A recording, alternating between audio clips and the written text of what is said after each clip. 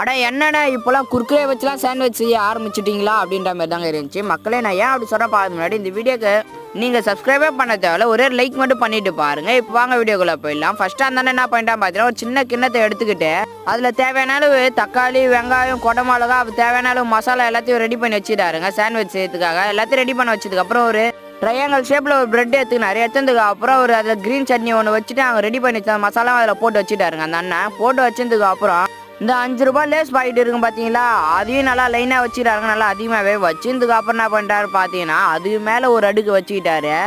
அந்த ப்ரெட்டு மேலே தேவையான அளவு அவங்க வச்சுருந்த அந்த மசாலாவும் அதில் வச்சுட்டு அது கொஞ்சோண்டு இருக்கிற அந்த குர்கரவே அது மேலே வச்சுட்டு அதுக்கப்புறம் அது மேலே ஒரு ப்ரெட்டை வச்சு அதை மொத்தமாக எடுத்துன்னு போய் ஒரு ஹீட்டர் மிஷினில் வச்சுக்கிறாங்க. வச்சு நல்லா ப்ரெஸ் பண்ணுறாங்க. ஃபுல்லாக ப்ரெஸ் பண்ணதுக்கு அப்புறம் அது நல்லா சின்ன சின்னதாக கட் பண்ணி அது மேலே பட்டரு சீஸு நல்லா துருவி விட்டு என்கிட்ட தந்தாருங்க. நானும் பார்க்கும்போது நல்லா இருக்காதான் நினச்சேன். ஆனால் சாப்பிட்டு பார்த்து பாருங்க, டேஸ்ட் வேறு